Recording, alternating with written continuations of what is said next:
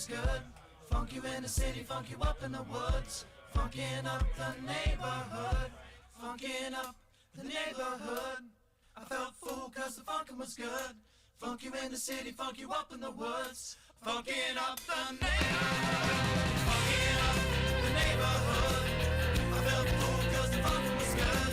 Funk you in the city, funk you up in the woods. Funkin' up the neighborhood. Funkin' up the neighborhood. I felt fool cause the funkin' was good. Funk you in the city, funk you up in the woods. Funkin' up the neighborhood.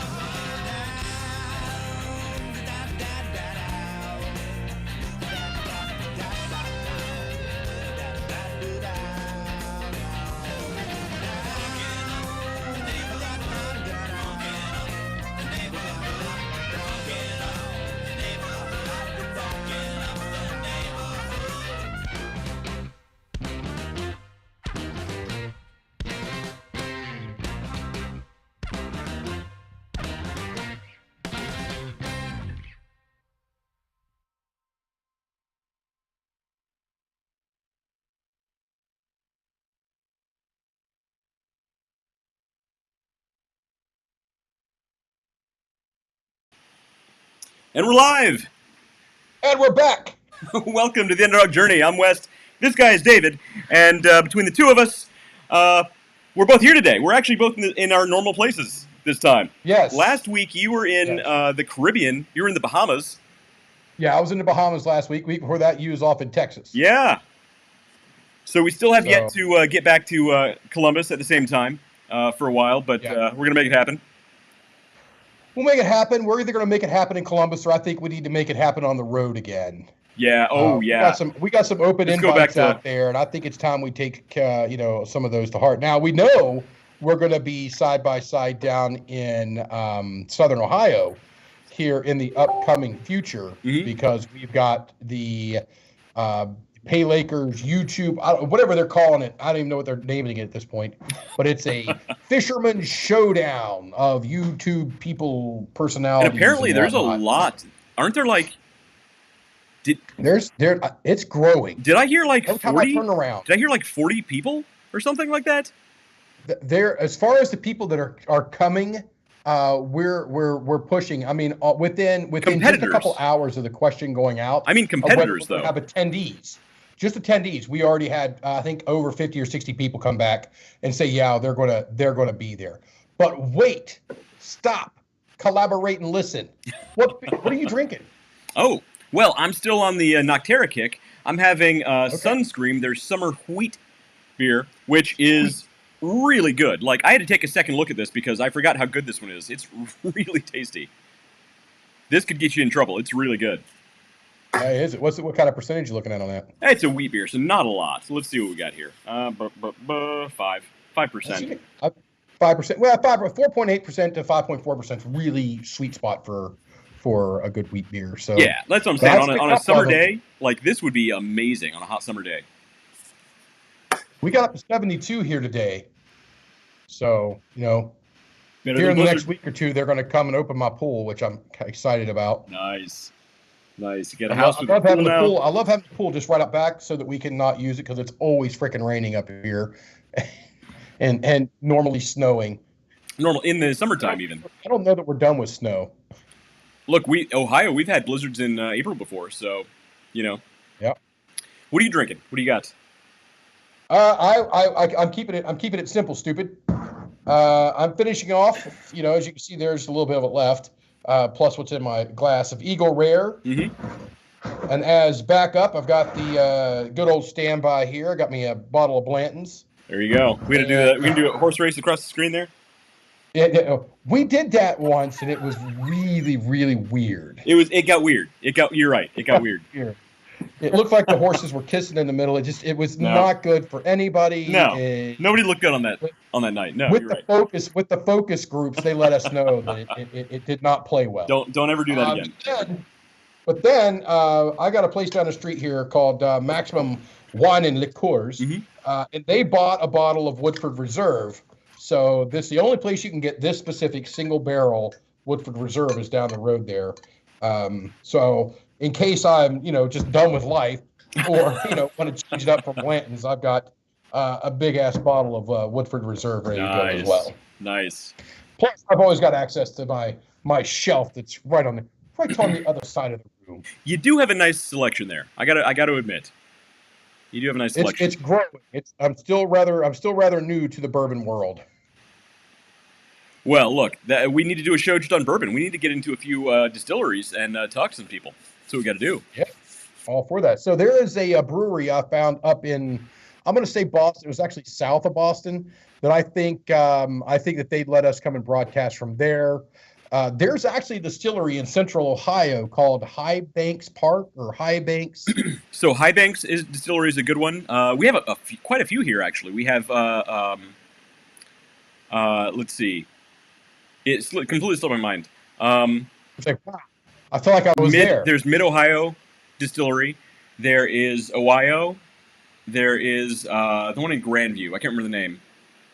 There's a few. We actually have a few distilleries, pretty good ones here in Central Ohio. This is the one there in Grandview off of Good Ale. Yeah. That's the one. You think High Banks, and if you're from Central Ohio, there's a park called High Banks, which is why I said High Banks. Well, no, there's High Banks, and there's another one in Grandview also. So there's a couple. Oh, nice. Yeah. That's what I'm saying. Nice. Like, we are not short of local boozeries here in Columbus. Boozeries are fun. Boozeries are fun. Exactly. So, okay. As far as the fundraiser, the fishing tournament that we're gonna have next month, it's coming up quick. It's coming up quick. We've kind of been in the background of it. I'm gonna end my processes that I do on a normal basis here and pull that file out, put it up here on the screen, so I've got it ready to go for the show, which a smart person would have done before. Smart person. But the fishing competition, this is the second annual. Last year we raised about, was it $4,500, $5,000-ish? $47. Yeah, so, I mean, that's a lot of money. And the goal this year is $10,000. So we got some work to do. And very soon, everybody watching and listening, keep an eye out or an ear out for details on how you can donate to help the Easter Seals of Central and Southern Ohio. Because that's where all the money raised goes directly to them. Nobody else keeps any of it. We give a little bit to the Pay Lake just to pay their costs because they're still a business too. But literally everything else goes right to Easter Seals. It's a great cause. Last year, I mean, some of the young people that the Easter Seals help were our kind of fishing assistants. And man, they were having a great time. It was a lot of fun. Yeah, except ours. Our guy, the whole day, he spent the whole day just hitting on women. Don't get me wrong, that guy. I agree with his tactic. He had much better luck than we did. You know what? If it comes down, he did. I won't get any more graphic than that, but yes, he did. Yes, he did. He did it. He did a lot better. He did a lot better than we did. So I'm trying to find out here I'm looking at the Real Life Outdoors, the Shannon Black's channel, and trying to find the dates and the stuff here so that we have it to share. Yeah. Well, now that you're back from the Bahamas and we're running out of time, I think it might be up to you and I to sort of get some of the details, share them out, get some more money raised on this. Shannon Black has been doing the vast majority of the work. He did almost all of it last year, and it was amazing. So I think this year we can really, really move the needle. Yes, we should be able to. Now, I am going to. Now, this is a new tactic here. There's a chat box. Boom, chat. There we go. Command V. All right, West. I have just put the GoFundMe link for the Easter Seals YouTube Cherry Catfish Tournament and Drug Emporium over in the chat. You could put that up on the screen from your side. Well, you didn't put it in the Facebook chat. You put it in the Skype chat. So I put it in the Skype chat. You put it in the wrong chat. A smart man could have just put it in that chat. Yes. Okay. Yeah. All right. Fine. There we go. Now it's in the Facebook chat. There you go. Okay. Now we can get it up on the screen. All right. So you're basically just looking at a URL. What you need to do is you need to go to Facebook and click on this link and donate. It's a GoFundMe page for the fishing competition. Again, all revenue raised except for the cost of using the Pay Lake. All revenue raised is going to go directly to Easter Seals. It's a great cause. The funds that go through the GoFundMe, they're not part of that. The funds that go through the GoFundMe, 100% of that we get, that we're able to capture all that, goes to the Easter Seals. The pay lake is as you're paying your fishing, they're going to take a very small part of it. The rest of it's going. So the revenue that they make there, that is also going to it as well. So it's going to be a good time, and we've got live music that's going to be down there for this event now. Nice. So it's growing. It's going to be a great event, and I'm going to make it as an excuse to come into town, to my hometown, and I'm going to go ahead and just spend a weekend in there. Oh, good. I think it'd be fun. I haven't been home. There's a lot of people I haven't seen in a long time that I do want to get out and see, and I hope that they're all free. So clear your schedule for that weekend, because I'm probably going to call you and say, let's go drinking. That's usually what David says when he comes into town. Just throwing that out there. Yes, it is. So I go back home. When I go back home to Columbus, Ohio now, it's like click, click, click, click, click, text, and like 15, 20, 30 people. Hey, I'm going to be here for this time. I'm going to be at this pub or bar or brew pub or whatever at this time. And then we're going to close down this. Then we're going to close down that. Then we're going to close down this. And then if we have to, we're going to go to this other place, and there's no close time on that. So, I have witnessed this. I have seen this happen. Those next days, beautiful. Those next days are, nobody has headaches. Everybody's well-to-do. Wait a minute, that's a lie. It's true. Nobody's dehydrated. Nobody's just a mess slobbering over themselves. There is a reason I drink, 4 or 5 of these a day. It's true. Just you got to be ready when you get called to the major leagues. You got to be ready. Exactly. When action calls, you got to be ready. I get it. Yeah. So we do a little bit of business news, and instead of doing business news this week, I was thinking about tactics that, 100 years ago will work now. Like siege tactics? Business tactics, man. Tonight on the Underdog Journey. 100 years ago, I mean, I guess 100 years ago is only the 1920s. 1922. Not the 1400s, dude. I was thinking, I added a 0 to that. Look, I'm older than I look. It's what I got to tell you.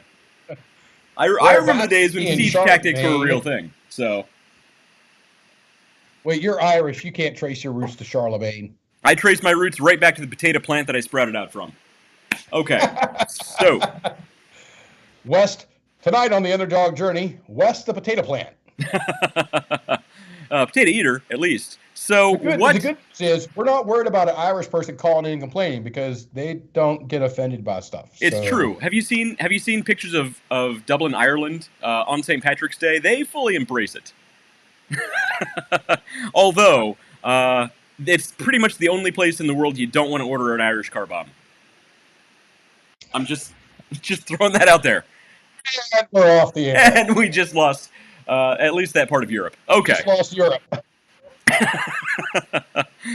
Except Northern Ireland was like, all right, we'll let it go. They're like, okay, we'll drink to that.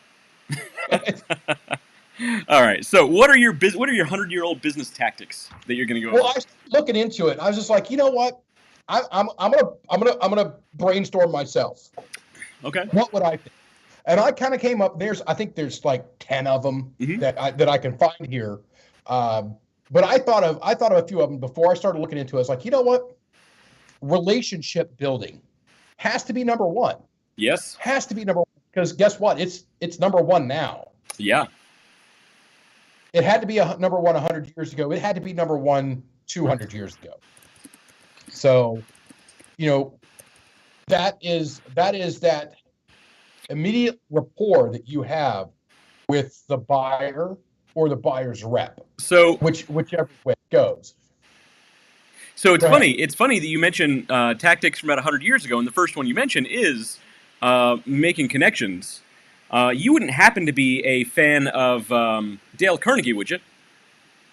I am a graduate of a couple Dale Carnegie classes myself. Yes, I am. Right. So Dale Carnegie, almost 100 years ago, 1936, wrote How to Win Friends and Influence People, which is literally exactly what you're talking about. Yes, and I've done that. And I wouldn't even, actually, until you brought that up, it didn't even click in my head, the Dale Carnegie. Right, and it was thing. almost 100 years ago, so you're right on track. It's so I haven't done it for 100 years, man. What the hell? No, but it's just so ingrained when you get into those classes. And I'll tell you right now. So if you're actually wanting to, if you want to improve in just interacting with people, not for necessarily the purpose of sales or marketing or winning friends and influencing people, literally just interacting with people, go to a Dale Carnegie class. Yes. Go to a Dale Carnegie class. They are very immersive and they bring a ton of value. In fact, I am going to, while we're on the air here, and I'm going to look it up. Carnegie, blah, blah, blah, blah. And I'll find it as we're going through here, and I'll put it in the chat so that everybody can go to their website and take a look and see what they get. And if you want, I actually have some contacts over there that can hook you up. And let's say you own a business and you have a sales team that, and now we're going down the rabbit hole. Here we go, already down the rabbit hole. And you have a sales team. You're like, I need something that's aimed towards this thing, this type of market. Or if you have a company like I had, where you had some, let's say, more introverted people, they offered to build me a program to help my introverted, highly technical crew interact with, let's just say, people that aren't as technical and people who are a lot more open. They had that availability to me, and they will create what you need. And I'll tell you, it's absolutely phenomenal. But the relationship part of it is what I'm focused on. And it's the sitting down next. Okay, I got to tell you. All right, another quick tangent. So I'm sitting down at a bar, like I do, and I'm in. I think I was in Rhode Island. So I'm in Rhode Island, over in Providence, and because that's really Rhode Island's, it's Providence and then suburbs of Providence, and once you get outside the suburbs of Providence, you're in a different state. I mean, really, it's a small state. Yeah, you're like, I'm as far inland as you can get in Providence, and then half hour, 45 minutes later, you're on the beach. Well, yeah, exactly. I'm sorry, in Rhode Island. So anyway, different place. Yeah. I'm sitting at the bar, and I sit there, and this guy's down there being, I'm a brash and loud interacting guy. No. You never know that about me. But this guy's coming in, he is just, he's feeling real good about himself. And he's loud and this, that, and the other, and going on and on and on. And somebody says, oh, you can't do that. And he just tees off and starts saying all this string of stuff. And I just literally looked at the bartender across and said, how to win friends and influence people. And the other business guy on the corner there heard me and just lost it. Just lost it. This guy is over here just saying everything he can to be almost as offensive as he could be to everybody else at the bar. Yep. That's funny. Which is not, I want to include everybody and have fun. This guy's like, yeah, we all know the type though. I get it. Yeah, you've ran across them. So anyway, the relationship-based stuff. Back to the main topic here. Yes. The relationship-based stuff is, I would say I put it as number one, and it is so far above number two that it's almost immeasurable. That the tactics, if you build those relationships, if you have good, solid relationships, numbers 2 through 10 are almost irrelevant. Now, can you pick up some things and use them? Absolutely. But really, it's that relationship is what you're going for. Well, so I do have one question. Question. Are we doing this instead of the main topic? No. This is just real quick. I'm just going to hit 3 of these real quick. No, we can go through all 10. This is good stuff. This is great stuff. No, I'm not going to do 10. We'll do another time for these. But I just wanted to real quick, instead of business news, I just literally was setting, I think, it was either yesterday or today. I think it was earlier today. My days are blurring together. I just got back from vacation and, literally hundreds and hundreds and hundreds and hundreds of emails to go through. So it's been just a huge blur of what the hell is happening at any given moment. So I'm sitting here, and so that's the relationship, and that's where I'll get to. And, I was thinking word of mouth. Yes. Now, word of mouth to me is not a reliable means of marketing or a reliable means of sales, because word of mouth, the approval rate, I'm looking for a word here, the success rate. The success rate of that word of mouth not only depends on your relationship with the person speaking it, but the relationship of the person speaking it to the person that they're speaking it to. So its reliability is predicated off of the relationship, not only one, but two, and that makes it harder for you to control that word of mouth. Oh, absolutely. In the modern marketing world, we would call good word of mouth, success rate, performance rate is viral marketing. So when you have a campaign or a product or a service that you don't even have to push out there, you put one thing out there and it goes viral, it just takes off on its own, you're essentially talking about the same thing, where people on their own spread it without you even trying. Yeah. And in some cases that works. I mean, if you look at, so one thing that Tesla prides themselves on is that they don't do any marketing. It's almost all word of mouth. I mean, they've just built a reputation for having a unique, good product, and it's taken off from there. You never see a Tesla commercial. You never see, you just hear people talking about it. You hear that there's a wait list, 2 years long, and people say, I must have it. I must have it. Bring me Will Wheaton. You're a Big Bang Theory guy? This is for your wife. Okay. I came in second in the Harry Potter trivia on the boat. Oh, second. Who beat you? A 12-year-old girl, like I said? No, it was a woman about the same age as me that was just as nerdy as I am. So my wife was on the boat with you. I think they cheated. So my wife was on the boat with you. No. Catherine, I will smoke her. Hi, Catherine. What do you got to worse tonight? What do you got? What are these? This is the owl I got from school, and this is the dog I got. Now, I think we've seen the doggy before. And have you given the doggy a name yet? What's the doggy's name? Rosie. Rosie the dog. See the dog, okay. Hey, how's and it going? does Mr. Owl have a name, or is it Mr. Owl? Oh, and Lachlan, what do you have? Slither.io. He has Slither.io. It's Slither.io. It's Slither.io, not Dio. It's Slither.io. It's Slither.io is the website. Get it right, Dad. Get it right. Hey, there's something rustling around your place, dude. There's what? Gosh, you're right. Yep. There's some weird person. Oh, that's your wife. Never mind. What?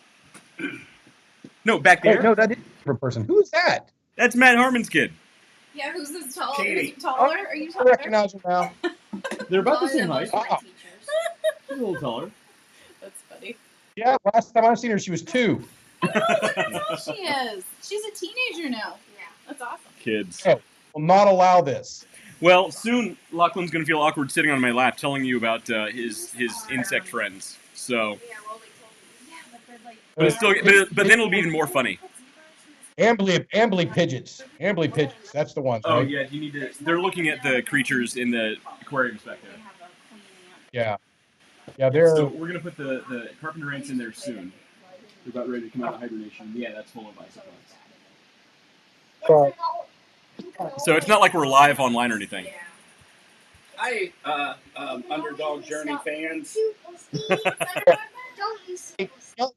I've got a bearded gecko. Like here, killed them. Polies, I think people call them. And what's in the other one? Well, that one back there in red is going to have a Carpenter Ant colony. Yes, because I spray the heck out of my house, and I have little traps all over to keep ants, Right. and I treat grass in the ground for grubs and ants and bugs, and I have a fogger to take care of the mosquitoes. Sure, and everything. And he's like, you know what? I'm gonna bring my house to a place to live, buy a condo. We save them. We save them. If we see a giant spider, we have to save it. Yeah, don't get it. We don't tell my current wife about it, but that's what happens. Yeah, but if you crash, if somebody crashes into you, you can eat them. He's explaining how this game works. This The is book of peace that whoever said out of sight, out of mind has never lost track of a spider in their bedroom. exactly. Actually, it does drive me crazy when I see a really big one crawling around. Look, I don't mind when they're outside doing their thing. You come into my house, this is my domain. I just met a giant. Yeah, I want his family head. I want to burn down his house. Exactly. I don't come to your web and mess with your kids. Yeah. Same thing. Yes, indeed. So this is apparently what the rest of the show is going to be like tonight. Oh. I just met that giant. Yeah. Kiddos, time for bed. All right. Good night, buddy. Hey, have a good night, kiddo.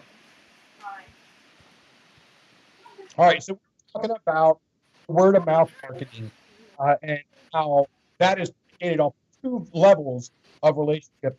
Now, I will not completely agree with Wes on the viral aspect of it because I think that kind of goes to the market lid differently. Hey, your audio keeps going in and out. Your audio keeps going in and out. My audio keeps going in and out. I think your ears are going in and out. No, get some new equipment, for God's sakes. I've got a freaking brand new MacBook Pro. I hope you kept the receipt. Ouch. Dude, I put everything on the web. I don't have to keep any paper, man, except for work. I got to keep all There the you go. paper for it. All right. So what is the 100-year-old marketing tactic? So these are the things that worked 100 years ago, and you know all of the other ones in here. We could talk about it, but I would rather save this for a whole nother show. And let's get into the actual agenda that we had tonight. That was kind of my business. Oh, son of a biscuit! Go ahead and take us into, because I want to get over here and get the Dale Carnegie information and put it over on the screen. Right. So we could and should actually do a whole show on that. Like, that's going to be a good show. For those of you who don't know who Dale Carnegie is, honestly, go to YouTube and look up some of his quotes. There's a lot of audio of him speaking, and he's amazing. He'll change your entire perspective on things. I actually might see if we can get somebody from the Dale Carnegie classes to come on with us, because it would be very good to hear them speak. Now, I know you guys look at me and you're like, "Wow, Dave, you're as loquacious as anyone gets, and the way you interact with people just makes me want to fall in love with you and just But I wasn't always like that, and you don't have to be like that either. You can join Dale Carnegie today. I've always loved your loquaciousness. I've always said that about you. Indeed. That's going to go on your headstone one day. Yes. My body lies, but still I'm loquacious.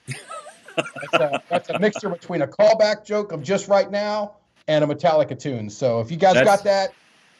That's possibly one of the oddest mashups ever, but we'll take it. Exactly.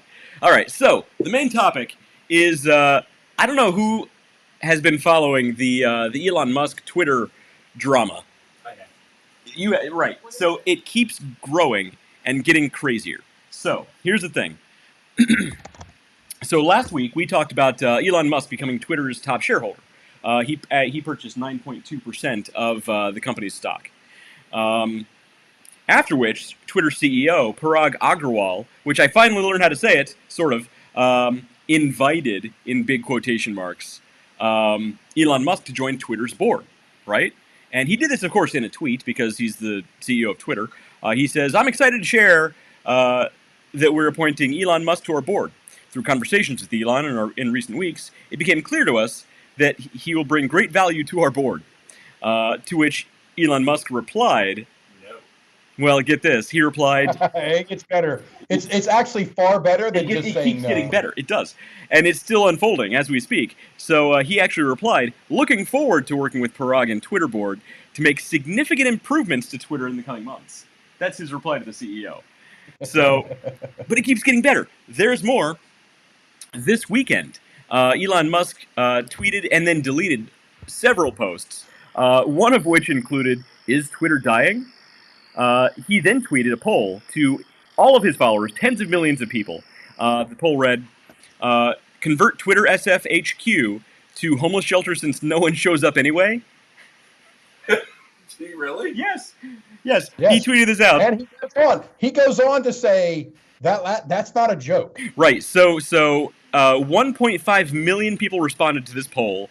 91% voted yes. And then he responded, "I'm serious about this one, BTW." And you think that might be the end. For those of you who are as old as me and had to look that up, That stands for by the way. Right. WTF? Why the face? Yes. Yeah. Don't text speak me because I'm not going to know what you're talking about. Exactly. So I use proper grammar and punctuation. Now, yeah, there Twitter, are suck certain it. people who get texts from me, and we're going to say it's later in the evening. They're not quite as eloquent and loquacious. No. And you have to really put your thinking noggin on to be able to decipher some of them. Right. I've actually thought about making a sober Dave to drunk Dave and vice versa dictionary, kind of like English, Spanish to English dictionary, just to know exactly what's happening. It would come in highly handy to many people. But I look at them sometimes the day after, and I'm like, I know what I was trying to say. There's no way they could have. Yeah. There's just no way. There have been a few fairly. Want some random text that from let's say a mildly inebriated man. Mildly. Let me know. Just put it in the comments. I'll just text you randomly. Here in about 2.5 hours. Your wife's a lucky lady, David. Yeah, sure. Let's go with that. So there's more. So after that, there's still more. So after the poll stating that he wants to turn Twitter's HQ into a homeless shelter because nobody shows up anyway, this weekend, Elon Musk announced it was announced for him. Elon Musk has turned down the invitation, in big quotes, to join Twitter's board. Why would he do that? Right? So, and it's funny, after this... the numbers 14.9 come to mind. Well, so after this announcement, Twitter stock actually dropped by 8%. Just that one announcement. It's come back up since then, but I found that really funny. Yeah. So, so this has obviously led to some speculation. So what the heck is going on with this? A financial filing from Twitter specified that as long as Elon Musk served on the board, he would be limited to owning no more than 14.9% stake in the company. So as long as he was on the board, he couldn't own more than 14.9%. Do I need to act surprised by this? I'm sorry. Right. So, obviously, there's a reason why he turned down joining Twitter's board. I mean, literally, as soon as he joined the board, as soon as it was announced he was invited to join the board, their stock jumped by 27%. Isn't that amazing? And he could have sold right then and made $1 billion with a B dollars. Yeah. But he didn't. He's already got $1 billion with a B. He spent billions of dollars on his 9%. He will be the world's first trillionaire. He's going to be much bigger than that after he owns all of Twitter. I mean, could we honestly be seeing a hostile takeover in action? Yes. I think so. But wait, there's more. There's more. There's a story that just came out today. About what the CEO said? No. This is different. So, today, article on LinkedIn says Elon Musk has been hit with a lawsuit accusing him of keeping silent his mass purchase of Twitter stock so that he could illegally purchase more shares of the social media firm at a discounted price. Investors have to alert the U.S. Securities and Exchange Commission within 10 days of acquiring more than 5% of a company. Musk should have made a declaration by March 24th, claims a lawsuit filed by Twitter shareholder Mark Bain Rasala.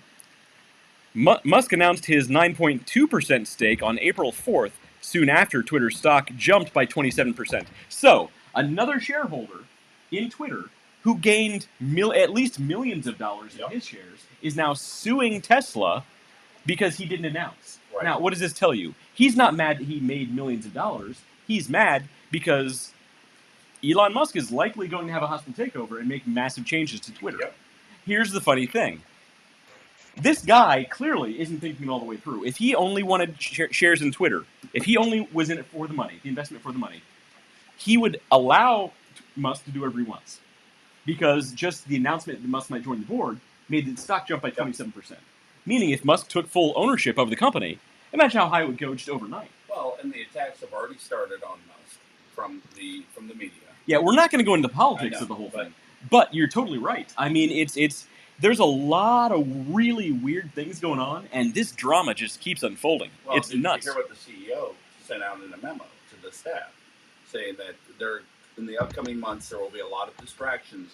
We're going to stay focused on our mission, yes, and we're going to resist unless it is a hostile takeover. That's not a quote, but it's right. That's right. It's a paraphrase. So he's pretty much announcing that he knows it's coming. Yeah, it's a paraphrase, but you're right. So the drama is amazing. It's just pure entertainment at its best. I'm reading it right now.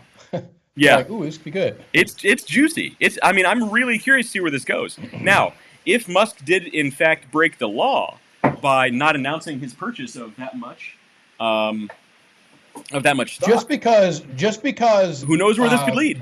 Just because Bob Dole didn't know about it didn't mean it didn't happen.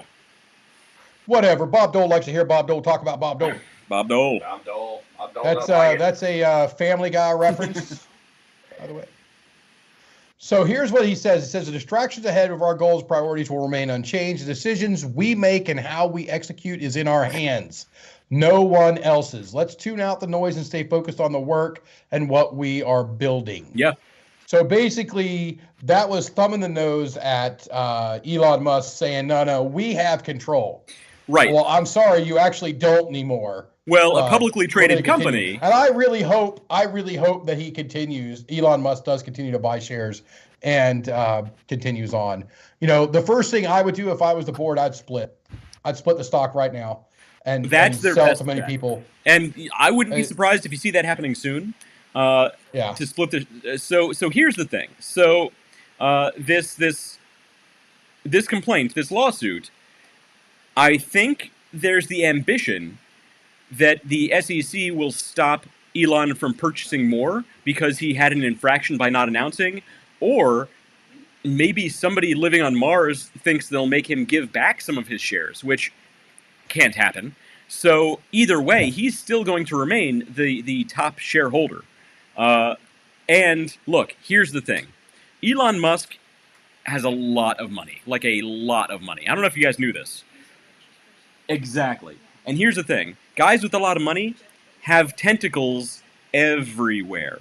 If Elon Musk wants something, he's gonna get it in a roundabout way at least. All you're doing is biding your time a little bit. So you're right. The only way they can possibly do anything is to split the stocks right now. Can you, for those who don't know, can you explain what splitting stocks is? Sweet mother of God. I'm literally over here on Twitter. I've got to shut it off. I mean, I never go on Twitter. Twitter's a set. No politics. Politics aside, Twitter's a cesspool. It is garbage. Yes. I scrolled for what 10, 15 seconds, and I'm actually pissed off right now. He's already an angry Twitter user. Oh. So David. Jiminy Christmas. Oh, that's rough. Split the stock. So let's say you have a company that has 100 shares of stocks. You could actually split and become a company that has 200 shares of stock. Now, what it does is actually frees up space for you to be able to sell more to more people and diversify the number of people in. You can have a company. So if I have X amount of stock, when I split it, I'm going to have double that share of stock. So you look at it on the surface, you're like, oh, it doesn't really make a difference. But when you start splitting it and people can buy it and flip the shares themselves, and you can, I don't want to say it's devaluing, because who was it that NVIDIA did it last year? Right. And companies do it all the time. It's not an uncommon practice. Yeah. And if NVIDIA is the one I love. I just they're like, hell, it got back up to where it was before the split. So I'm like, all right. So essentially, I'm all fine with that. So it gives you the ability to yes. To increase the number of shares yes. that are out there. So it doesn't necessarily mean that he's going to lose his percentage, but it gives you ability to combine some of the other ones to where now somebody else can be the majority shareholder of Twitter. Right. So essentially, when the stock splits, everybody's still keeps the same percentage they had. However, they now have more at a lower price, obviously. Right. So there's a reshuffling. So when this splits, people say, "Oh, I now have 20 instead of 10. I'm going to sell off 5," and then that gives somebody else an opportunity to buy 5. Now you split that over. To buy 5. You spread that out over hundreds of maybe thousands of people, you know, millions of shares of stock that are one by that one are Twitter. pick up all they can, and then hopefully, and now somebody will get more. You're opening it up. You're also opening it up and diluting it to people who would have a lower price entry into it. So let's say your share was $100. Now you've split and you have a $50 share. Well, somebody who didn't want to spend $100 on a share may spend $50, or they might spend $100 on 2 shares. Mm-hmm. So because they're sitting there looking at it going, that's going to go up. So it dilutes it a little bit, but really can help an influx of cash and an influx of influence into the business. And not just an influx of influence, but it can actually dilute influence, which is what, if they do that, that is their goal. It is not to raise capital. It is not to do anything except dilute the influence that Elon Musk would have on the board. But I have a very strong feeling that won't slow him down a bit. No, it won't. Slow him down a bit. And it won't. Because he's not going to sell. I love the reason why. In fact, what he's. I love the reason why. All of these people, you go take a look at Agrawal's education history. You go take a look at all these people that he's talking to and all of his top people. They're all MBAs, okay? My distaste and disdain for MBAs is well documented. I think they have their place. They should be maybe 1, maybe 2 in a big company if it's huge. But that's it. That is it. Elon Musk founded Tesla with the thought that it would probably fail. Oh, I'm sure he fully expected it. There is video interview of him saying this exact thing. Mm-hmm. And the person sitting there, the interviewer's like, well, why would you do it if you think it's going to fail? Why are you afraid of failure? And that's it too. Every blood, sweat, and tear. So there is there's a business term for a boss that's kind of retentive. I think the professional word is asshole, but you might have to look that up. And there is a rule in Tesla. They fire you. You're an asshole, you're fired. Right. Look. DBAA rule, man. It's a real thing. I love it. I love it because it's about the, we don't do anything to add to the comfort and lives of a computer. Mm-hmm. We don't do anything on this planet. Our work, our blood, our sweat, our tears, none of it goes to give the robots working in a factory a better life. Or the robots that'll soon take over our society and enslave all of us. No, because they'll get to the little thing, the reCAPTCHA, it'll be like, spot all the traffic lights in this picture, and they'll never get past it. You're right. That's how we protect ourselves. We put CAPTCHA puzzles on everything. Right. CAPTCHA puzzles on everything. Just put it on my front door. They come up here. You can't come in unless you can, select all these things. They're screwed. I'm good. I'm fine. That's how they defeat the Terminators in the last movie. I get it. Yeah, that's how you get rid of the Terminators, right there. John Connor, you went the wrong way. You put the wrong battle out there. All you had to do was a little QR code. It pops up a screen. Yeah. Says, boop, boop, boop, all they had to have. Select all the bicycle wheels in this picture. They're done. How many of these pictures have hills in them? And Arnold Schwarzenegger would have his head would explode. Yeah. Speaking of which, the end. Make your QR code for me to start pirating. What? So I can put the QR stickers everywhere. Oh yeah, I'll do that. Yeah. Awesome. That's cool. I don't know what's going on here, but I heard the word "make this" so I can start pirating. He's going to start. So he is in art school now. So naturally, the art school thing to do is to leave graffiti everywhere you go. And one of the ways to do that now is by slapping stickers everywhere. So he wants an Underdog Journey QR code sticker to paste all over school, which I'm not opposed to. It's fine. I say we tell him that it's an Underdog Journey sticker, but we link it to his LinkedIn account or something. Right. Yeah, I'm not going to check it. And it would drive traffic to my site. So. Link it to some shady So we do adult the first one we give him, we have it linked to us, but all the other ones... Exactly. Here, test this one. Go to thelionsden.com or something. Yeah. We can do better than that. Family show. We can. Exactly. We can, but I don't feel comfortable in front of farther with it than here on the show. Exactly. In front of Harmon Jr. over here. Yeah. Little HJ back there. All right. So Elon Musk, in case you guys didn't know, is actually kind of a pretty smart business guy. And he has some fair advice, which kind of echoes what we've been saying. He hates MBAs almost as much as I do. Yeah, actually, go to YouTube and search for Elon Musk MBA rant, and he's had some colorful words to say about MBAs. Yeah. Okay, so anyway, back on the whole thing for the robots and everything before we went down the Terminator route. Back to the rant. Okay, sorry. Everything that we do is for humans. Period. What are you drinking? Well, I ran out of the other beers, so I found a couple cans of the Direwolf Coffee Joy. It is a imperial stout with coconut, cacao. You gotta say cacao. Coffee and vanilla. Cacao. But it's cool. It's a cool can. So it's from Wolf's Ridge, which is a great local brewery. Really, really good. Yeah, I do like Wolf's Ridge. Wolf's Ridge has a lager that is Wolf's Ridge lager, and no, it wasn't Wolf Ridge. It was Hilltop. Yes. Hilltop down here, which I don't think they're around anymore, are they? Hilltop? No, they were acquired. I don't know. They might have been North High by then. I don't know. Anyway. Okay. But they had a lager. The Hilltop lager down there was great. But Wolf's Ridge, I did a tour through that one, and that one was. They had a lot of good stuff. Yeah. We did a lot of I did a lot of samples in that place. But anyway, we do everything for humans. Mm-hmm.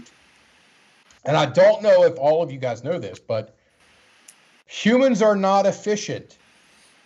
What are you trying to say? We should not be searching for 100% efficiency. Period.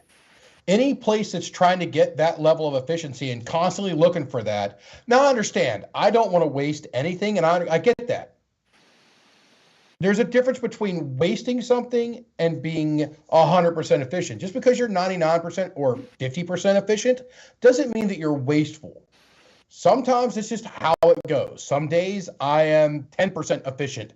Other days I'm, a freaking robot in here. Yeah. Well, you're right. It's what makes us human is our inefficiencies, and yes, that's one of the reasons why people hate robocalls, or not robocalls, but like when you call a company for tech support, and you get like the robot and you got to press the buttons, versus actually speaking to a human being. Oh, and you're on the phone for 10 minutes. 10 minutes trying to get this computer to understand what you need. Where if it was a human, yeah. It would have been answered. My call would have been directed where it needed to go. Get rid of automated phones. Go back to people. It's like, well, what are we going to? So this is actually a thing from Elon Musk talking about, and I wish I had the video pulled up and sent over to you. But he actually talks about when we become more reliant on technology. Yeah. There's going to be a lot of people that don't have employment, and he has a feeling, and this is not to go political on anything, and so don't take it that way. That at some point a minimum, what do they call it, monthly wage or a minimum wage of some sort. He did say this. Yeah, you're right. There's going to have to be a minimum. He's going to have to be there. Now, there is a difference between what he is talking about and what I'm just going to say other people are talking about. Sure.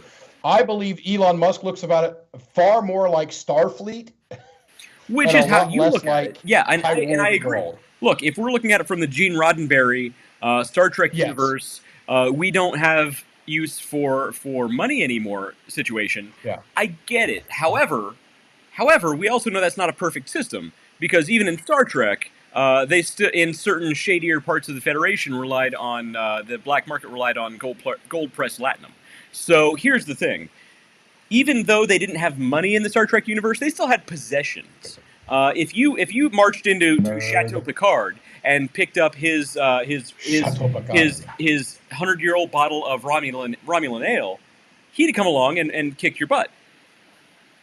It's plain and simple. If you're a good fan, you know that the Romulan ale also makes an appearance in The Big Bang Theory and is basically vodka with some blue food coloring. Exactly. And they get really drunk. Don't ask us how we know. But the point is, I agree that there will have to be a major but this happens with every technology.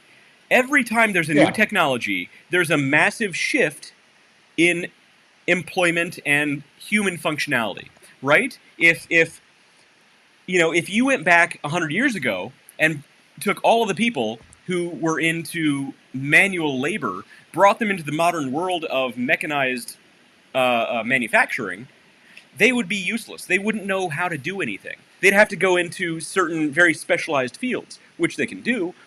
Just like today. You take all the people today who are in marketing, for instance, who are doing certain manual segmentations, who are doing certain manual processes, and you take us 100 years into the future when that's all AI-driven, I will be obsolete in just a number of years. It's true, because AI, once it learns human behaviorisms to a better extent, will know how to do my job better than me. And that's true with all of us in this room. Except for this guy, who's an art student. You hippie, get a job. I will paint the mural. So I when you were talking about that, it flashed something to my memory, and it came from, there was an article in the Atlantic. Oh my Lord, it's probably been 3 years, maybe 4 since I read it, called "Is Google Making Us Dumber?" Now, yes. The answer is yes. The answer is yes. Yes, the answer is I remember yes. that article. But the thing that you have to the thing I took away from that is, even as far back, and I had to Google it over here because it refreshed it to my memory, that Plato, the philosopher Plato, actually warned that relying on written text would impair and impact our ability to remember. Now, he didn't use those words, of course. Right. He probably used, Greek words, but I'm sure he used slightly different Grecian words. Yes. Now, that's Plato, and we're talking, this isn't 100 years old. That's not 200 years old. That's a couple thousand years old. Right. Now, he's not wrong. However, just like with AI taking over and mechanization taking over manual labor and things, jobs shifted. They didn't go away. We just found new forms of employment, new things to do, right? Just like you said it was Plato? Yeah, it was Plato. Plato wasn't... 1,000, but and it is, because he was born in 348 BCE and died in 428 BCE. So Plato wasn't wrong. He actually invented a really fun kids toy substance to play with. But aside from that, he wasn't wrong. Our memories shifted. We actually used brain power in slightly different ways. We augmented our brains with books. Just like today, none of us can remember a single phone number to save our lives. However, a few years ago, we had to remember every phone number. 867-5309, baby. Which is still an active phone number, by the way. However, we're all augmenting our memory with this device here. Quick pause. This is a top tip from the boys at the Underdog Journey. If you go to a place that has a loyalty program, use the area code that you are in, 867-5309. Someone has signed up under that number who doesn't want to be tracked, and you can get all the little discounts that you want using that phone number. That is tried and true. I have tried it at every place I've ever been that had one of those things. I punched that phone number in using the local area code, and it works. I will give that a shot. That's a good tip. So local area code and 867-5309. 867-5309. Good to know. However, so like I was saying, is the town I grew up in, our first numbers were 867. That's funny. So 867. So yeah. Anyway, so look, just like Plato said, essentially humans were augmenting their own memory with written word, right? So they wouldn't have to remember all this stuff like in the old before then. You'd have to remember everything, and that's why verbal, like what is it, the verbal memory thing, where all of history was just told through like plays and stories around a campfire. You could now have them in books. And the three of us won't remember anything like that. The same thing is, I look back at Matt Harmon, of course. So just like then, the mobile phone is augmenting our memories. So we don't have to remember every single phone number. We can use our memories for other purposes. Is it making us dumber? I kind of think so. But at the same time, you and I have mental capacities that the average person just 100 years ago may not have had. They may not, it's not that they weren't capable, it's that their memories, their brain power was used for something else. And it's funny that we're talking about Elon Musk and this comes up, because Elon Musk is actually actually owns the Neuralink technology, which is literally a mesh that goes around the brain that they install and actually connects to your individual neurons, and they're going to use it to improve brain functions. And he's actually said himself that it will augment human memory to where you can actually upload your memories, individual memories, to the cloud somewhere. Now imagine that. Yeah, that's not terrifying. Right. Well, imagine if you're Yeah, hacked. Imagine if you're there's hacked. some certain memories, but how does it? Imagine if your how do you Wi-Fi goes access. I mean, I don't know. That's that's where we get it. That's where the dreamers come in, and that's why, because if you had an MBA over at Tesla and SpaceX, they'd say, well, according to this here spreadsheet, it says we could make this more efficient by getting rid of half of our workforce and making them work 5 times as hard. Mm-hmm. And these things will never happen. Oh, that's such an MBA thing. It is. That is absolutely. So if you're out there, you have an MBA, I'm sorry, I feel bad for you. It's useless, and you are a detriment to society. You know what? I was actually thinking about going back and getting my MBA. I haven't gotten it yet. You got every other degree. I actually toyed with it a long time ago. Yes. But when I go to school, and I do, for those of you out there that are like, well, this guy's an idiot. I am, yes. No. But I do go to school. I do actually take college classes here and there. But I'm like, hey, I need to learn how to write better. So I go and take a writing class. I want to, hey, I want to know more about psychology. And I absolutely love psychology. So I went and took a psychology class. Yeah. Great friends with Dr. Hanna. He wrote a book. It has nothing to do with psychology, but it is really cool. I got it on Amazon and everything and all stuff. I mean, I literally sponged it in because it was such an exciting thing, because that's what I wanted to learn about. Sure. I've been studying Dr. Phil. I'm not sure what's next on my list, but I have no intent on ever actually having a framed degree. I want to know about the things I need to know about and the things I want to know about. Right. I don't want to spend hours learning underwater basket weaving because it's a general elect or whatever the hell it is. I've got no time for that. Right. And as far as an MBA, I'm sorry, I deal with spreadsheets enough, and I do like spreadsheets, but I never let a spreadsheet tell me what to do. Yeah. It gives me an idea, and then I take my personality, my Dale Carnegie training out to the masses, and I got to tell you, I've been pretty successful at it. But you used to make spreadsheets. Yeah, Mr. Spreadsheet. I know. We used to call I it love spreadsheets. I love spreadsheets, but I never let a spreadsheet tell me what to do. That's right. You're the boss of the spreadsheet. You put it back in its I'm place. the boss of that spreadsheet. That freaking spreadsheet. Tell me Spreadsheet? what I don't to take do. orders from you. Just wait until Elon Musk's AI technology is running the spreadsheets, and Microsoft Excel will be your boss. I hate to tell you, but everybody who has an MBA, the Excel is already your boss. It's true. Fair point. It really, really is. So we're gonna have to blow through these 5 rules for starting a business from Elon Musk pretty quickly. All right, real quick. Are we? So wait. Last week we had to get off early because I was on a boat out in the Bahamas. Well, we don't have to get off early, but we've been on for an hour. We had to end early because you were in Texas.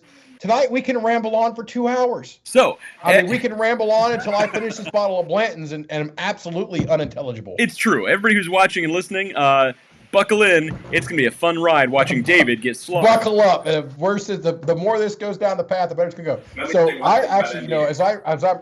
Go ahead. We're gonna comment. We have a question from the audience. Gets an MBA. How so?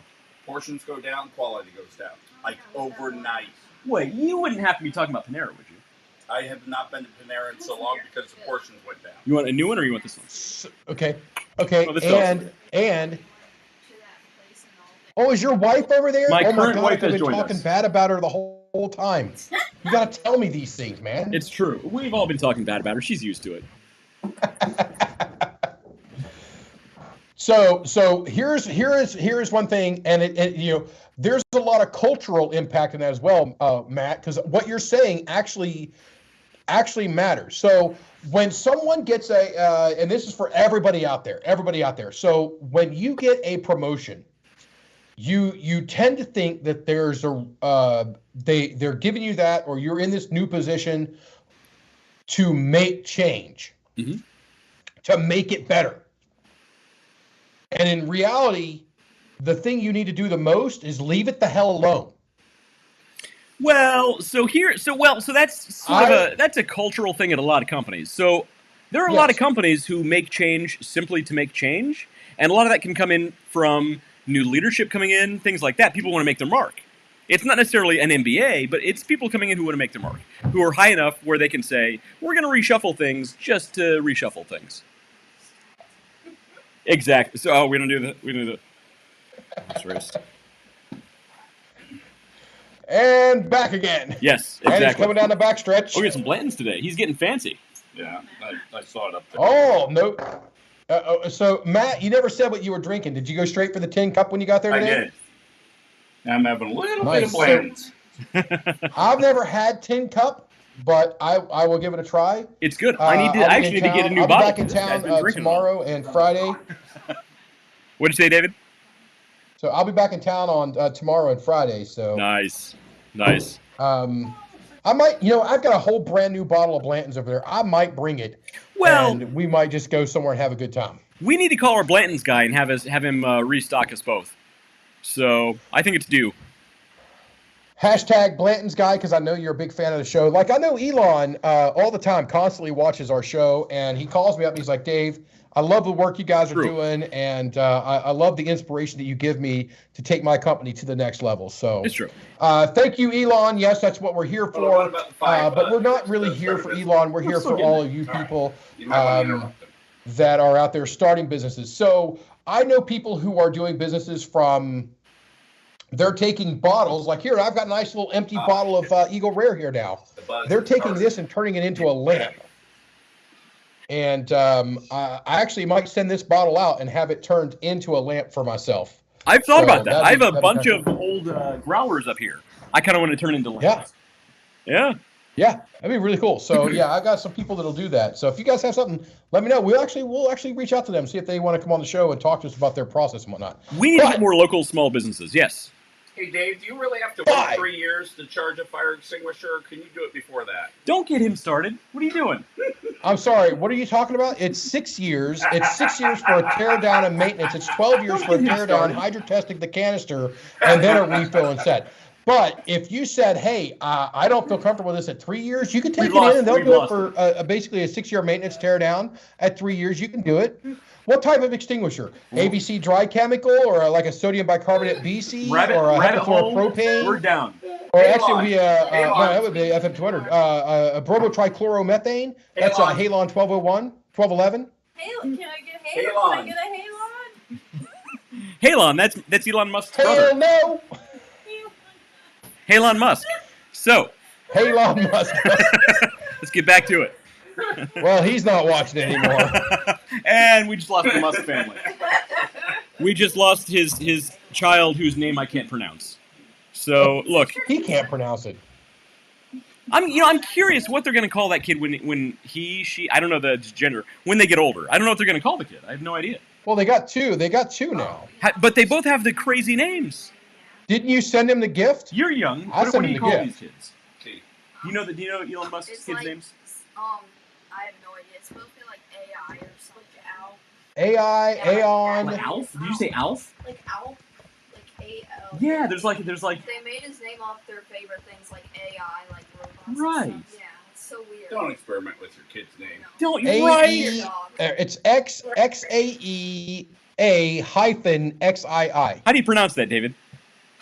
Steve. They're all silent. They're all Steve. Yeah. Buy a billboard. You can afford it to express your views on there. Name your kid something normal. Right. Yeah, but here's the thing. If you're the richest wait a minute. Matt, Mr. Matt, 1920s Matt back there. Who's to say that this is not normal? What define normal? I'm just saying it's well, not normal. so here's the thing. If you're the richest person in the world and you now have the richest kids in the world, you don't have to worry about those kids finding a job later. That is true. Name them Adolf for all it matters. Yeah. They're never gonna have to worry about having a job. Dare you? Yeah, I would don't do that. Elon, don't do that. Sand? That's a cool name. Yeah. Sand? Yeah. Because you're slightly irritating. Sand Harmon. Yeah. And I think the other one is It's Exxon. Sand, it's Star Wars reference. He wanted to name Lachlan Danger. Oh, we were this close to naming my No, son You were. Max Danger. You were on drugs. I was going to do it. Well, that's true. That would have been good. Wait, isn't Max Danger your name up at the Wall of Foam? It is. It is. Because we didn't know we were going to name my son at the time. Had I known my son's name, it would have been his name. We didn't know. Right. We didn't know if it was a boy or a girl yet. Yeah. Oh, okay. That's actually. I mean, if you named your daughter Max Danger, that's a little more badass, I gotta say. Maxine. Yeah, it is.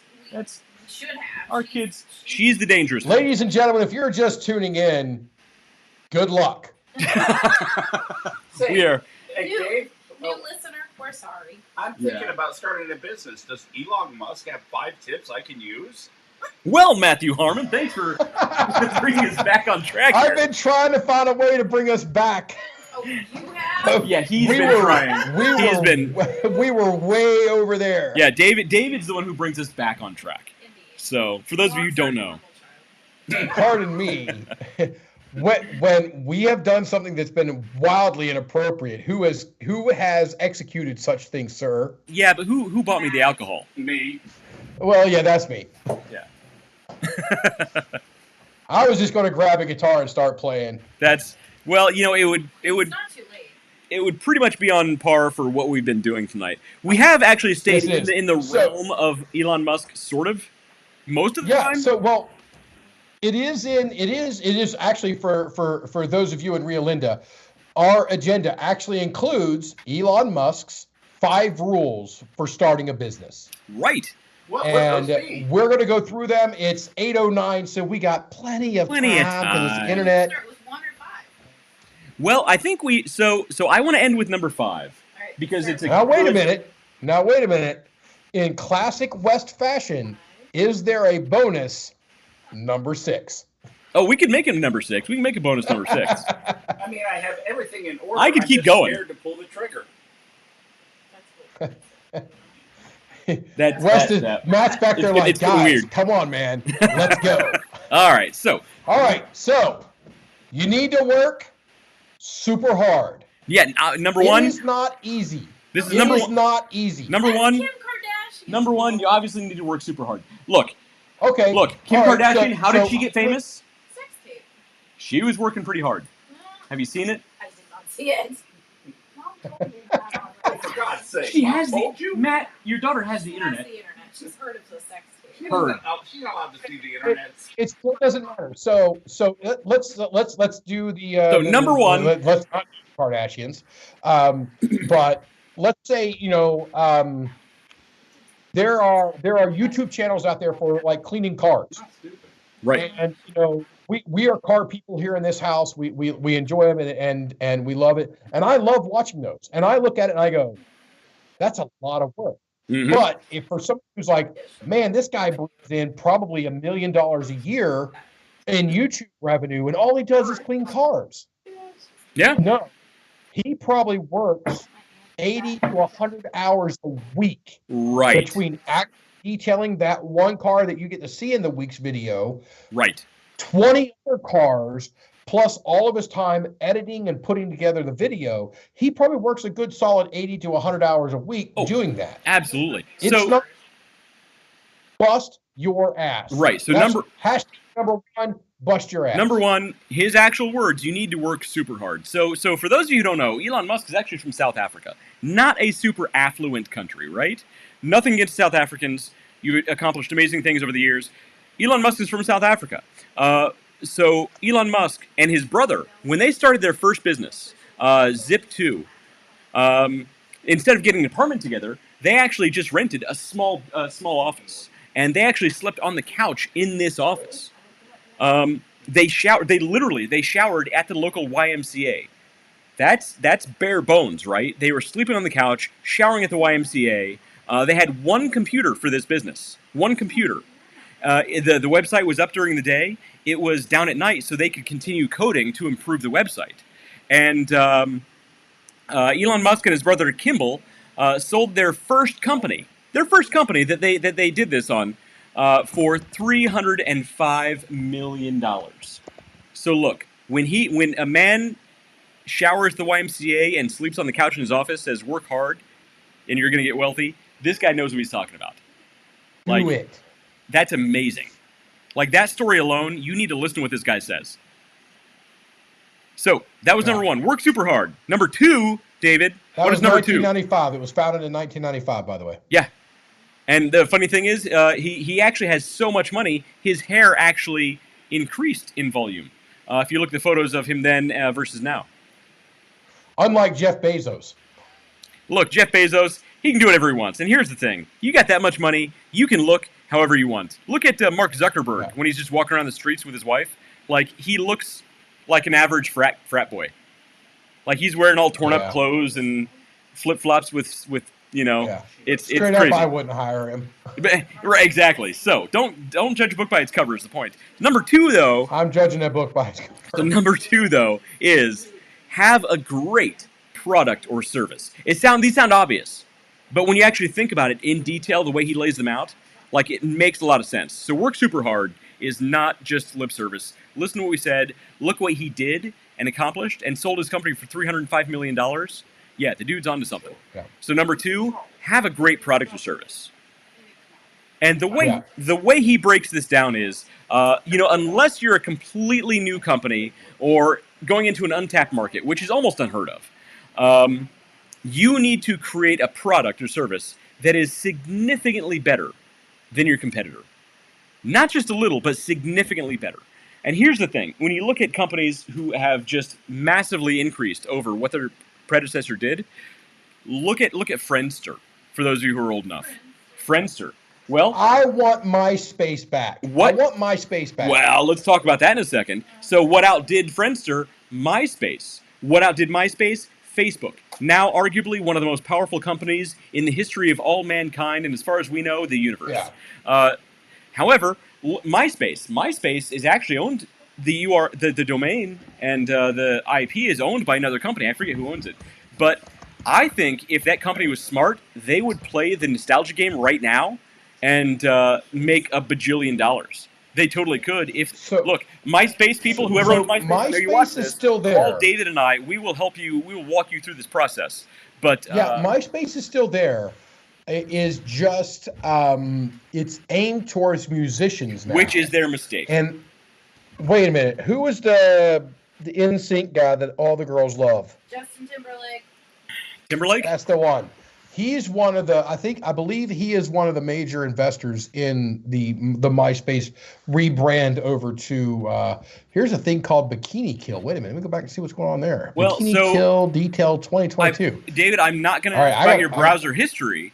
I'm curious what this has to do with MySpace.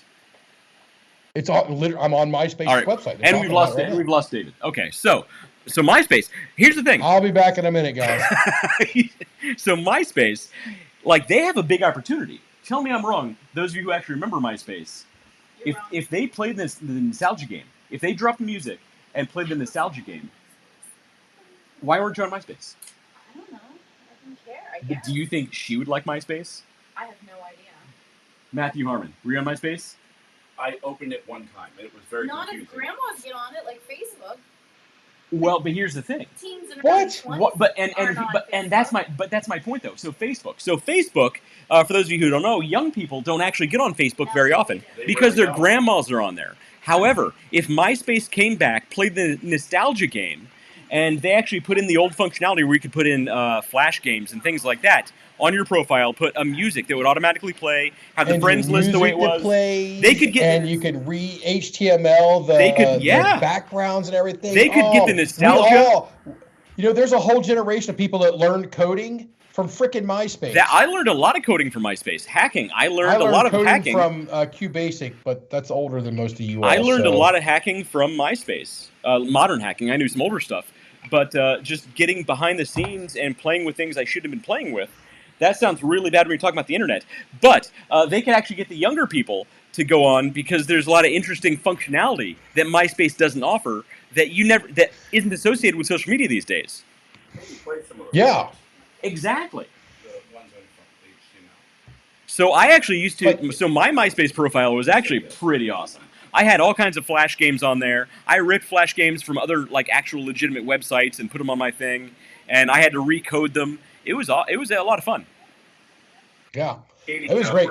Mine had some crazy metal music going, and God, I miss it. And a Buckeye background. Oh yeah, you had like your great. Was it the top 10 friends, and everybody was vying for that top 10 friends spot to have your photo, your profile photo in the top 10. And what was the guy's name? Tom. What was the guy there? Oh, Tom that had the whiteboard, always looking back at the chair. He's on a beach. He's on a beach in Hawaii. He's on a beach somewhere going. So Katie wanted to earning 20%. So we have a Harmon tangent over here. Yeah, she wanted to tell him what I made you do when you were little. What did your father? What did your battery? He what? Made me like a battery. Made you lick a battery? The 9-volt. What does this have to do with MySpace? Nothing. It was a tangent. You should not say on the internet that you're making your daughter lick batteries. It was 9-volt. She needed to find out how not to trust. How does electricity work? Now, I have made both of my kids do this, so I'm on board with it. But a tangent Here's is a ball of something aluminum that foil. is Chew on this. connected. A tangent is connected, and it might be loosely connected. So how is that connected? He's number 3. He's an art hire student. Great people. Number 3 is hire great Number people. 3, hire great people. So don't hire somebody who went to art school unless it's me. Basically, hire great people. So this one is obvious. Seems obvious, but as Musk says, all a company is a group of people who get together to create a product or a service and then sell it. Yes. That's it. Yeah. And here's the thing: Yes. every one of us who has been in the world ever knows when you're a part of a bad team or a weak team, you're not going anywhere. You're not doing anything. Yes. Trust me. Hiring good that people is happening right now. Hiring good people seems obvious, but look at how many potentially really good companies have made big mistakes by hiring their buddies or their cousins because they wanted to do the right thing. And guess what? Yeah. It wasn't a strong team. Here's the thing. Every team that I've ever built, I go out of my way to hire people who are better and more competent than I am, or at least people I believe are better and more competent than I am, which is clearly the mistake I'm making right now. Hey, but I'm not really sure. I don't know what how you're getting at there, but yeah. Exactly. So number 3.5, don't hire MBAs. Punish them, and their spreadsheets. Well, don't hire them. At a lot of newer companies, I don't think that really matters as much. I've worked at some pretty big companies lately, and I've had several MBAs underneath me. And it's not that they weren't good; they were great. But I don't think the degree meant as much as they thought it did when they were getting it. You know what I mean? Yeah, and it doesn't.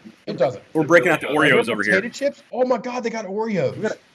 We got. Are those the mint or the spring Oreos? They're Easter. We got the Easter, the spring Oreos, which is funny because they look what identical. The hell does to that Oreos. taste like? You should replace every other one with a mint and just play like roulette. Oh man, now the dog's gonna come in. It's a party over here, David. You're missing it. I like your little dance there. That's good. Like I said, your wife's a lucky lady. Oh, are we supposed to work really hard? Work really hard. Okay. No, his exact quote is work super hard. All right, super hard, super. Okay. Okay, it sounds obvious. Yes. But tell me, when you look at his results, he wasn't on something. Every time I've worked super hard. When was the last time you sold a successful. company for $305 million? A couple of years ago. I just wanted to. We just finished number 3. I wasn't paying attention. We just finished number 3. We're finished. We're Number talking 4. about hiring great people, and so you back on the great people. I actually, when I was hiring people for my last company, one of the things I did, I stopped looking at history and experience. Mm-hmm. Because all that did was brought me bad habits from other companies. Yeah, totally. You know what? I actually started. Mm-hmm. Go ahead. No, you go ahead. You go ahead. You were off on a roll. I started looking at personality, the psychology behind that person, how they interacted, and I had amazing success. Because you're in sales. I'll bring them in, I'll train them. All I need to know is, can they learn what I need to teach? Right. And that's the people I brought in for this job, the person I brought in for this job, or the people I brought in for that job is not the same I brought in for this job, or this job, or this job. They are all different personalities, all different levels, all different, walks of life, every bit of them. And I fit them into a role that they would just naturally be better at. And they were excited for, because when you're excited for something, you're going to work hard for it.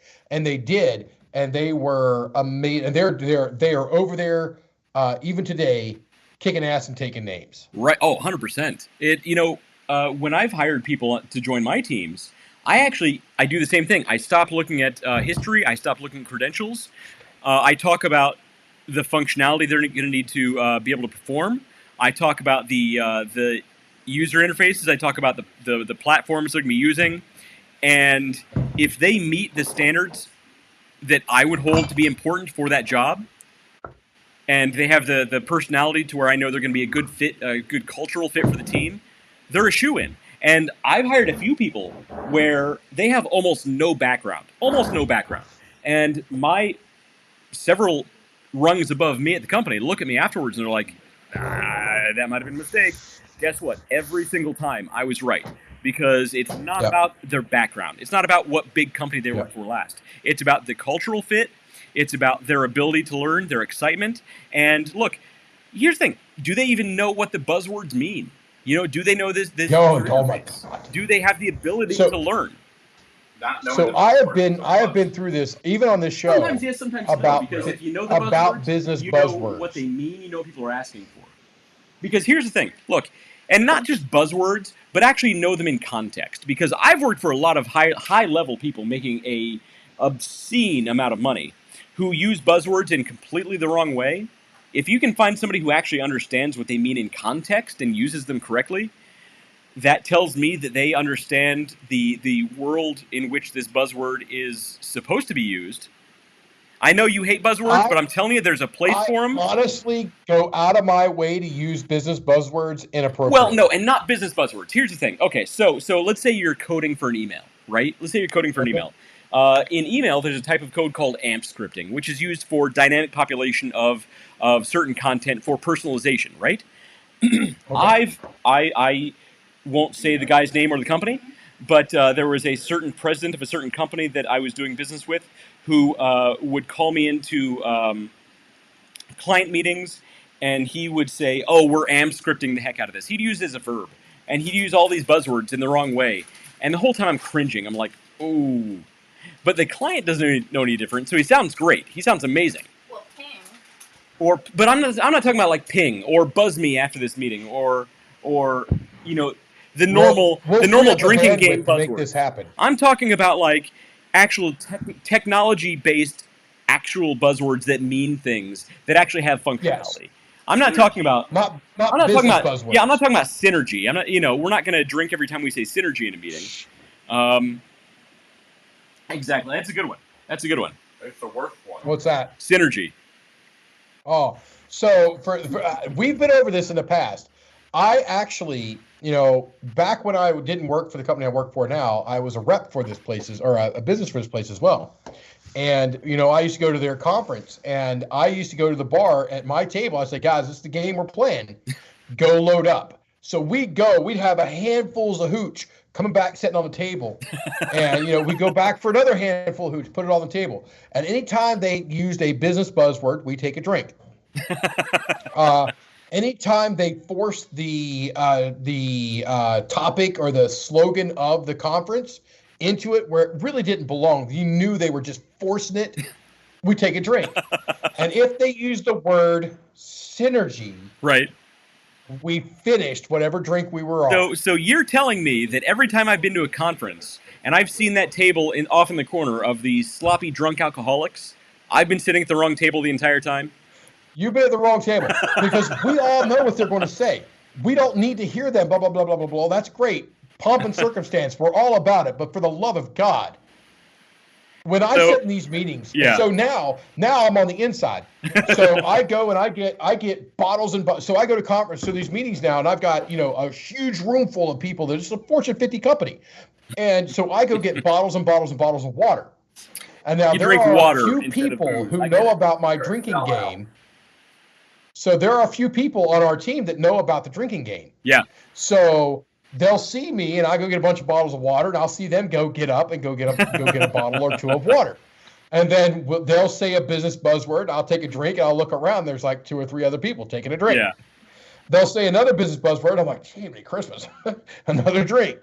And then we had one person doing synergy, and I'm like, just chugging this bottle of water. And I look over, there's 2 or 3 people just chugging this bottle of water. And they say, David, this has added so much more entertainment. I get so much more out of it because I'm actually listening now because I'm saying, are they saying a business buzzword? Because they actually want to be, they're interacting with the conference. So they're actually learning more about what's going on because they're playing my goofy game. So David, you've inspired me. The next time that I speak at a conference... I'm an inspiring person. The next time that I speak at a conference, 1, I'm inviting you. 2, I'm going to squeeze in as many buzzwords as I possibly can just to see which table gets drunk the fastest. And if your table doesn't win, I'll be vastly disappointed. I want to speak at your conference. It'll be mine. Because what will happen is we'll ping you when we freed up the bandwidth, and then we'll circle back to recover the topic. Thank you very much. Yes, exactly. While we apply these tactics to the vertical markets and the adjacents that go along with them. Right, they'll work synergistically with each other, but afterwards I'll ping you as soon as I have the bandwidth. Oh, dude, I want to drink. That's what I want to do. When people start talking like that, oh my lord, collateral. That's the one that right now. That's the one that's getting me. Collateral. I'm about to put that up there with freaking. Well, synergy. So when they say collateral, are you talking about printed materials? Printed materials, handouts. Yes. Do we have collateral for that? Are you freaking kidding me? You mean handouts? You want a handout? Are you talking about the printed material that people throw away immediately after the conference? In exchange for that, it's collateral. You mean in case of? So by collateral, though, you mean the printed material that people throw away immediately after the conference? That's the one. That's the one. Okay, good. You want them to keep it. That's the one that nobody wants. No, you want. They want to get the free bag that it came in. Yeah. But that's it. Yeah. You want to keep it. You put it on.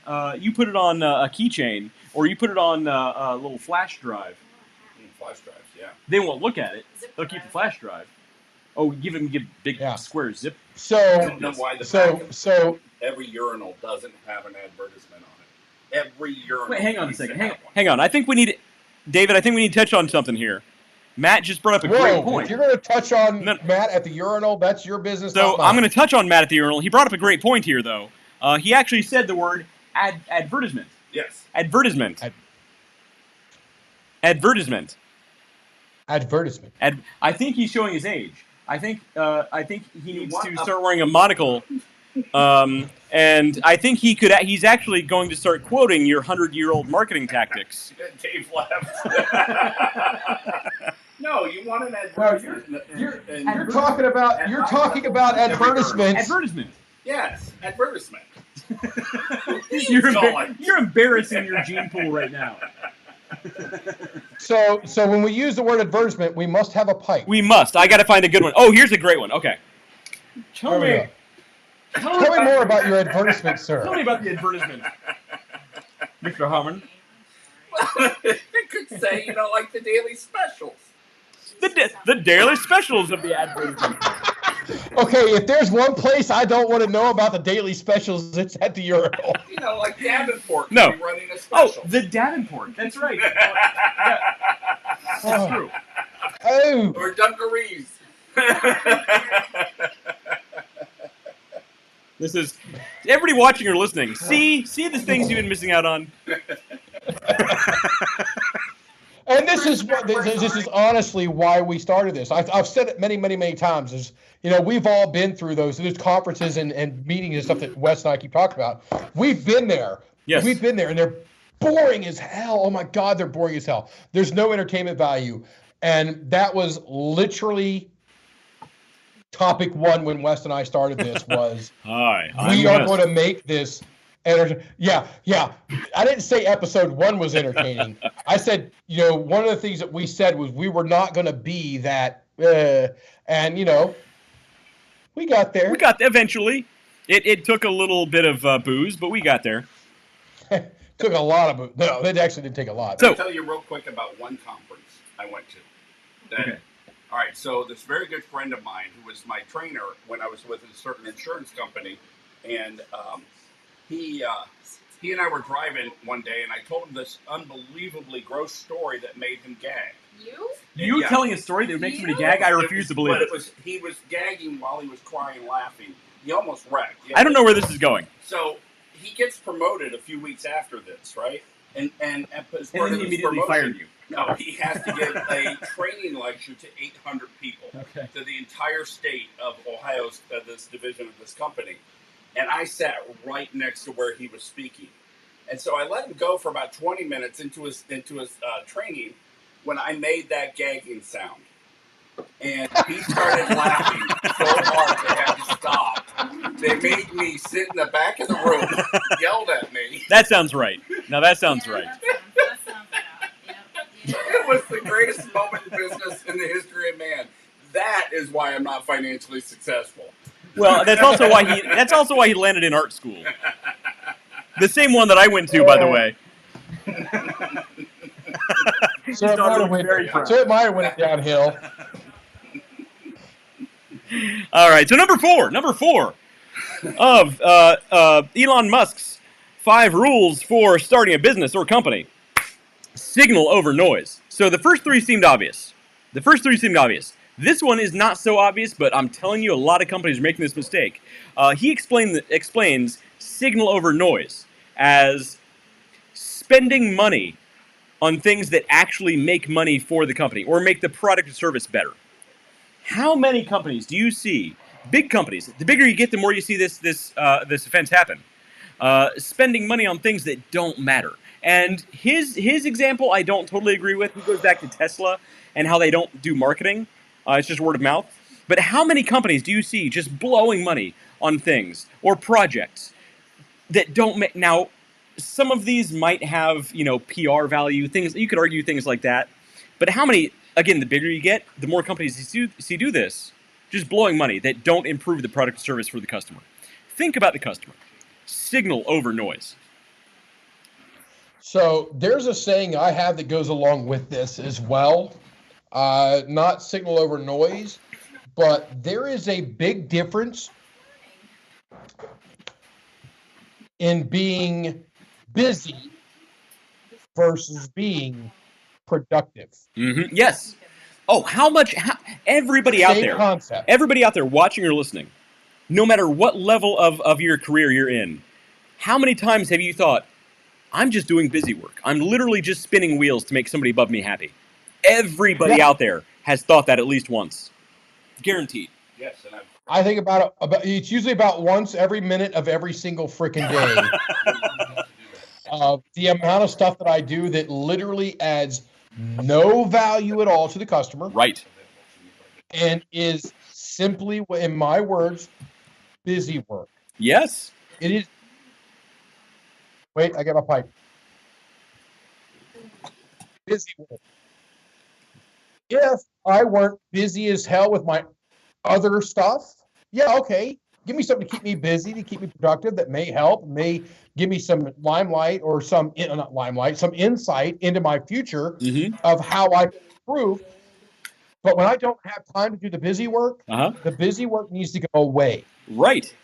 And it's not just busy work. It's conferences or this project or that doesn't actually serve the client. It doesn't actually serve the product or the service. It's literally just there to make somebody feel better about themselves working for a giant company. It is some MBA trying to justify their existence. Possibly. That happens a lot too. It does. It's the same. It does. People come in and they say, well, if we do this, and according to my spreadsheet, if we do this, we can increase efficiency over here and we can increase productivity. Yeah. I'm gonna tell you something right now. If you fire 3 of the 5 guys on a line because you think you can make it more efficient, those other 2 people are looking for a job. And now you have 0 productivity out of that line. You're right, 100%. And here's the thing: when you MBA uses toilet paper because that's what it's worth. Well, look, I'm not here to bash on MBAs, but regardless of your position or your background, regardless of your position or your background, if your company is frivolously doing projects or spending money on things that don't really matter, it's not necessarily your client or your customer that notices. It's the vast majority of your employees. And what that does is that tells them that your company cares more about pleasing this one person who had this one initiative than it does about making them feel better, than it does about improving the product or service. It actually decreases morale. Terms.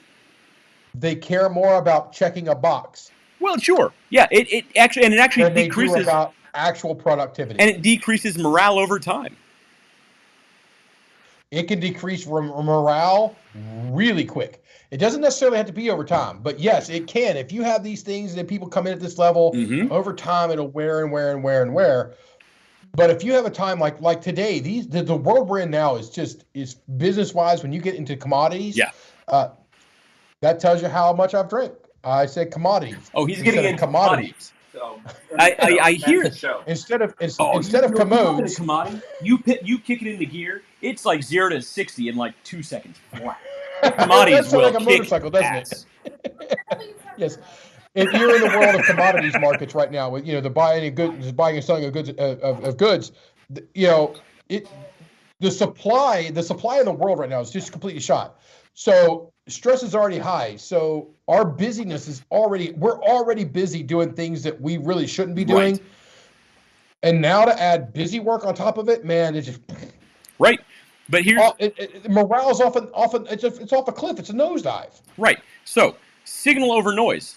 I mean, again, it's another one that sounds obvious. I've never heard it said that way, but it's perfect. Yeah. When you actually, and all of these, some of them sound obvious, but when you actually think about it in practice, like, it makes perfect sense. And these are things that people, especially the higher up you get in a company, the more you overlook these things. So, Speaking of which, we're at number 5. Number 5 of Elon Musk's 5 rules of starting a business or company. And this is something that I've been preaching since episode 1, at least every single episode, at least once every single episode. The time to take a risk is right now. Unless you have kids. No, it gets better. I actually mentioned that in here. No. Really? No. I do. No. If you are... I said something wrong. Wait for it. I think we all said something wrong. He's been drinking bourbon. Yes. If you use He's got his pipe kids out. He means business. or your wife or your family or your current situation, and if you use any of them as an excuse not to execute now... That's how I describe you. No. If you use them as an excuse not to execute now, you will always find a reason not to execute now. Right. And when was the best time to plant a tree? 30 years ago. When was the second best time? Right now. And that's totally true. Now. And that's so it's interesting. Changed. We have been saying that since episode 1. Yeah. You don't have the yard space for it. But it's true, though, that you mentioned your situation, though. Because here's the thing. Everybody who's ever done a New Year's resolution thinks, or wants to go on a diet, or wants to do X, Y, and Z, they think, you know what, I'll start on Monday. And then guess what? Monday rolls around, it's not a good day. You know what, I'll have to start tomorrow. And then it's Tuesday, you're like, it's already Wednesday. Then you end up on a cruise, and then you end up traveling to Columbus, Ohio, and then you're like, gee, Christmas. Then I've got to go to Yonkers, New York. Then I'm in Long Island, New York. Then I'm over in Buffalo, New York. Right. I mean, it's true, though. When do you start? But it's true, though. This coming Monday turns into next week. Next week turns into, first thing next month. First thing next month turns into, you know what? First thing of next year, this is totally going to happen. And guess what? Before you know it, you're 80 years old. It never happened. And you're not 80 years old because you died before you got that because you were fat. What are you trying to say, David? I've been working out. I've been making it happen. Yeah. Well, I have not been doing it as much as I should, but I have been paying a little more attention. I'm going to say I've had increased motivation. Well, but here to get there. Well, so look, so here's the thing. Everybody out there, I promise, everybody watching or listening, everybody out there has had the idea of starting a business or venturing out on their own or doing something. Unless, I mean, some of us are happy being sheep. Oh, no. I'm in trouble now. Somebody's not getting anything for a month. A month? so dude, you just called her a sheep. My current situation is not pleased. You have to have a little alone time with you. That's not Hashtag current wife. Exactly. Ladies and gentlemen, West's future ex-wife, Kirsten Carpenter, would like to have a few words with you. Really? So here's the thing. Everybody out there has... If she runs upstairs and gets a frying pan, I want this camera left on. Frying pan? I'm sure there's a gun hidden behind need a frying pan. No. She was a kung fu master. She'll just literally just roundhouse kick me into next week. So she'd be like, Wing Chun. Oh, yeah, believe me. She was quite the kung fu master. We do happen to have a bow staff in the garage right now. And some swords. Well, no. Okay, so we're gonna keep on it. Okay, everybody would love to start a business. Everybody would love to start a business. But what most people fail to recognize is that the older they get, the more their obligations get. Here's the thing. That's well said. Well, it's true though. You know, when you're young, when you're really young, you know, you think you'd love to start something, but you don't have the money, you don't have the capital, and people think you're too young. That's the big one. That's the big hang-up. Well, so you're like, okay, I'll wait and I'll get this job. I'm going to build some money, and then eventually, when I get some capital, I'm going to start this thing. Well, guess what? Eventually, you're going to want to settle down. You're going to meet somebody. You want to start a family. Well, guess what? Then you have a kid. Yeah. But then you know what? You have a baby. You're like, as soon as we're out of this baby phase, we're going to do the thing. As soon as I'm out of this baby phase, we're going to have some more time. We're going to start the business. Guess what? When you have a toddler or when you have a small kid, 5, 6, 7 years old, you start going to soccer. You start doing this and that, and you don't have the time. You're like, you know what? As soon as the kid gets a little bit older, we can do the thing. By the time they're in high school, you're traveling all over the place, taking them to games, taking them to doing God knows what. You don't have the time. If my thing didn't happen, I stopped thinking about that thing and went on to the next thing. Right. But then you're like, okay, as soon as they're 18, they'll be independent. I'm going to do the thing. Guess what? When they're 18, they want to go to college. And you have to pay for college. No, in most cases. Not in all cases. In most cases. You're like, they have to pay for college. And by the time they're out of college, you're like 80 years old. You want to retire. I'm done. And here's the thing. Right now, regardless of the stage you're in life, right now is the best time because the next stage in life is going to be more complicated for different reasons that you didn't even anticipate.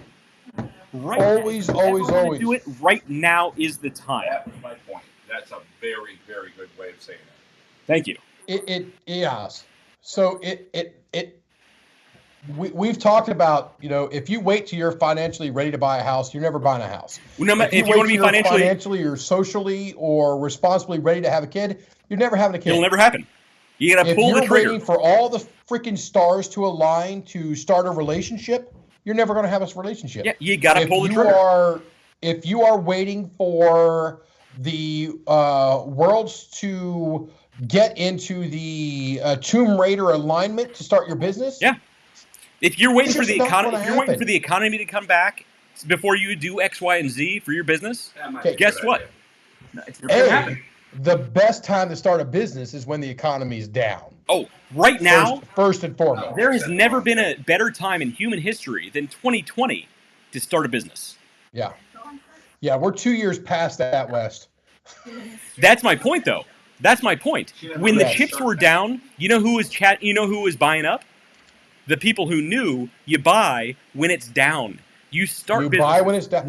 Buy low, sell high. Exactly. Now that is not just stock purchase advice. Mm-hmm. That is everything. If the world is down, that's the time to get into it. If the economy's down, that's the time to get into it. Right. When the economy shuts down, you there's start a lull in, let's say you have a town that you know what?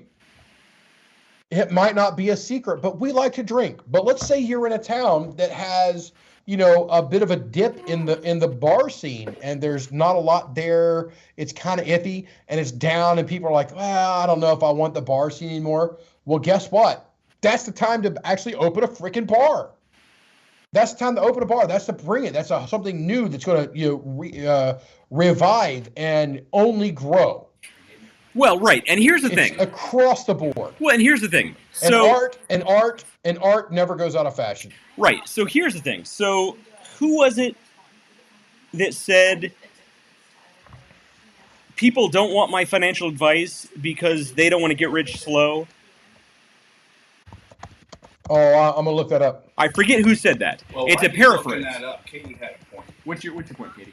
She said the thing with Shark Tank is almost all the good ideas are taken, so there's not many left. But there are. They might not be good. But here's the thing. So I brought this up earlier. There might not be any good ideas. All the good ideas are taken. You don't have to be first. You got to be better. Because there's an old quote. I forget who said this quote. There's an old quote that says, "Pioneers take the arrows, settlers get the land." When you're first, guess what? You're going to get your ass kicked.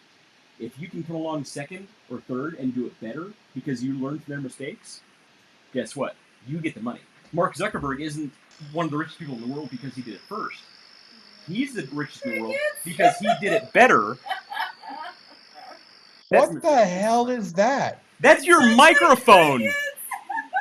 That's the sound of all of our viewers and listeners abandoning us, except for the crickets. We gotta go soon. But he's one of the richest people in the world because he did it better than MySpace, and MySpace did it better than Friendster. You don't know who Friendster is. Exactly. Did you ever use MySpace? Exactly. You use Facebook to some degree. She doesn't. Who do you use now? She doesn't. She's not on social media. What do you do? Oh, she's on with me with Snapchat. I was gonna say You use Snapchat?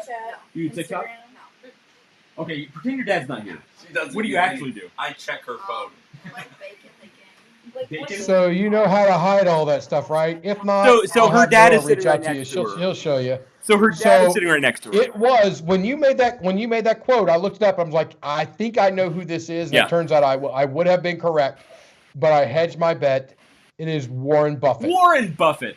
I was quoting Warren Buffett without even knowing it. How can you not know Yeah. you were quoting Warren? Warren, good old Warren. Warren and I are like this. Good and old Warren. That's why I can quote without even knowing. So you and Warren's like that, but me and Elon's like this. So it's cool. It'll work. Ooh, here's a good poll for the viewers. If you could choose financial advice from Warren Buffett or Elon Musk, who are you going with? Warren Buffett. Warren Buffett. Because here's I'm the thing. I'm going Elon. Warren Buffett's I'm going quote. Elon. No, Warren Buffett's quote explains it all. Okay, you don't get rich. Nobody wants to follow my advice because they don't want to get rich the slow way, or something along those lines. It's a paraphrase. Do you know why he wants to get it from Elon? Because he thinks he would be able to charm Elon. No. So you got to remove the ability to No, actually David. talk. No, David said Elon Musk. Hey, because I he still owns a lot I of can charm Dogecoin. anyone on this planet. No, it's because you still own a lot of Dogecoin. No, it's because Elon is more the dreamer. Oh, he is. Is everything is possible. Oh, you're right. It may not be feasible, but it's possible. That aligns more with like his. I get it. No, and here's the thing. In the long run, I think Elon Musk will eventually rule the universe. He owns Neuralink. He owns Starlink. Yeah, that's a good point. Starlink, I think. And here's the funny thing. Have you ever seen the first Kingsman movie? The new one? Well, Or no, old the one? first one. The good one. Okay, with Samuel L. Jackson. Yeah, Samuel L. Jackson. Mother. Do you remember his plot to take over the world? So Oh yes, absolutely. I'll explain it briefly for those watching or listening. I have watched a lot of Take Over the World simulations that make me think of Elon Musk. So here's the thing: the first Kingsman movie with Samuel L. Jackson as the villain, he launched a bunch of satellites around the world and gave the entire world free internet, free phone service. And basically, what he did is he put these chips in all the phones and basically controlled people's minds, essentially, with his link from these satellites all around the world. Elon Musk actually launched satellites all around the world and launched Starlink. Skynet. Well, launched Starlink, which can potentially provide unlimited data services no matter where you are on the planet Earth. Simultaneously, he's also launching Neuralink, Starlink, Neuralink, which is the neural mesh that goes over your brain, Right. where you can store your memories and thoughts into the cloud. Jesus, crazy. Tell me Elon Musk isn't a supervillain. Right. Think you How do you trust your memories about him? That's terrible. well, you'd have to put the mesh on. Well, imagine if you're hacked or you get a DPO attack. Yeah, that's I would like to point out there has never been a bad person or supervillain in the history of mankind that did not think they were the good guys. Yeah, that's true. I could mention some names that would get us quickly kicked off of every social service in the world. I won't, though. So here's the thing. So Steve Jobs was doing amazing things with Apple. Steve Jobs. Was he an MBA or a dreamer? He was a dreamer. He kicked the bucket and was replaced by an MBA. You know, of all my friends, And how are they doing? Let me see. Oh, they suck. They're not doing super great. But here's the thing. If there's a company that has a neural link into your brain connected to satellites all around the world, and the dreamer who set all this up kicks the bucket, and he's replaced by an MBA appointed by a board that you don't necessarily know or trust, guess what just happened? supervillain. You are now under the ownership of the spreadsheet. If you sign up Of Samuel L. Jackson's spreadsheet. Now I gotta tell and not you, only that, I have don't you read honestly the think that terms would or be a service? bad way to live. Have you read the terms and conditions of having your thoughts uploaded into the cloud that now belong to XYZ company? Yeah. I'm just I mean, have I read the terms and conditions of anything? of The literally answer is no. anything. So this episode's getting really dark on the potentials of technology, which should be a show all on its own. Well, let me say this, because I kind of got this vision when you guys were talking about who you get financial advice from.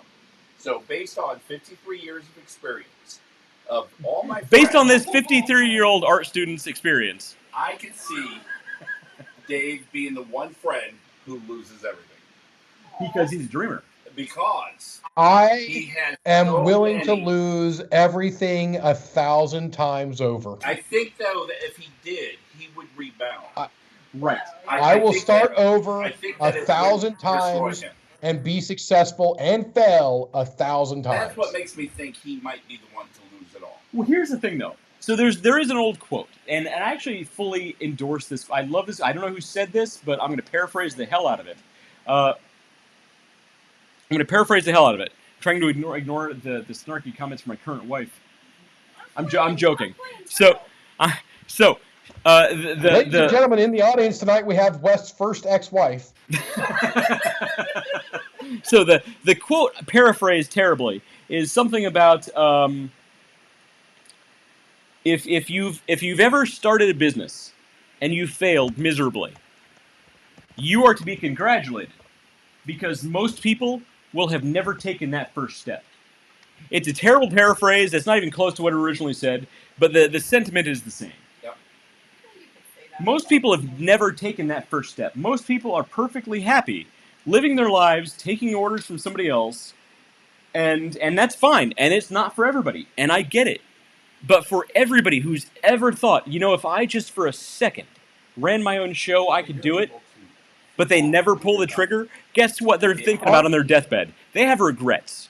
And that's really what our show is about, is people who don't want to have that regret. Go out and do it. And when you fail, guess what? You tried. And you know what? You can take those. We have talked, and it's one of my biggest things this is history immemorial. Yeah. Of you regret the chances you did not take. Yes, exactly. People don't regret their failures. Mm-hmm. People regret the chances and the leaps and the things they did not take. Mm-hmm. And I will tell you, right now, I've taken some chances. I have slept in my car. I have been there. I have done that, and I am willing to. I don't want to put my family through it, but I'm willing to do it myself again. But it's the things that I didn't do. I don't regret those things. Oh yeah, 100%. Look, it's the things I didn't do. It's the chances I didn't take. It's the opportunities or the windows that were open ever so briefly. Those are the things that I will regret for the rest of my life. You shouldn't regret them, though. They got you where you are. The chances you did not take are the reason you're sitting there talking to us. But how does he know he might not be in a better place? Hey, you're right where you are supposed to be. I don't necessarily You're say right that where I you need to be in belong. a better place. I'm just saying that I could be there. You have Nikki for I'm a not wife. saying What more that's do you better want? or worse. I'm just saying that's there, and part of me knows that at least part of it is better. So it's the chances that I haven't taken. It's some of the risks that I haven't taken. So right now, Wes and I, we are on the cusp of a huge business decision. There are a lot of things happening behind the scenes, and David, I keep telling you, as soon as you come back to Columbus, I'm saying I'm not going to wait to come back to Columbus. I'm just saying I'm not going to wait to come back to Columbus. It's totally true. So it's time for us to check out because we have a lot of bullcrap to talk about. A lot of bullcrap. Giving you guys the Elon Musk special. We haven't spoke of Joe Rogan one single time tonight. Nobody brought up Joe Rogan once. Yeah, Wes didn't talk about Joe Rogan. She literally said, "Who's Joe Rogan?" Who? Harmon Jr. Which is hilarious because you know what that reminds me of is when your niece said, "Who is Mark Wahlberg. Who's Mark Wahlberg?" And we laugh. Yes, we're not laughing at you. Right. We're laughing at the fact that you're totally right. Exactly. We're not laughing at you. We're laughing at you. But we'll explain why she's right in a minute. Yeah. But for everybody else watching and listening, we will catch you next time. If you want to join the after show, please let us know in the comments. We'll send you a link, and we will talk soon. In the meantime, I've been West. This guy's been David. That's been Matt Harmon. That's been Harmon Jr. That's been my current wife. And current situation. That's her new name. It started with MTV's The Situation, and this is The Current Situation. For those of you also old enough to remember. And we will talk to you soon. That was Jersey Shore, I believe. Let's not bring that back up. I have no idea. I learned all that kind of stuff from memes. So until next week, we'll see you guys then. Fruit of the Loom. West out.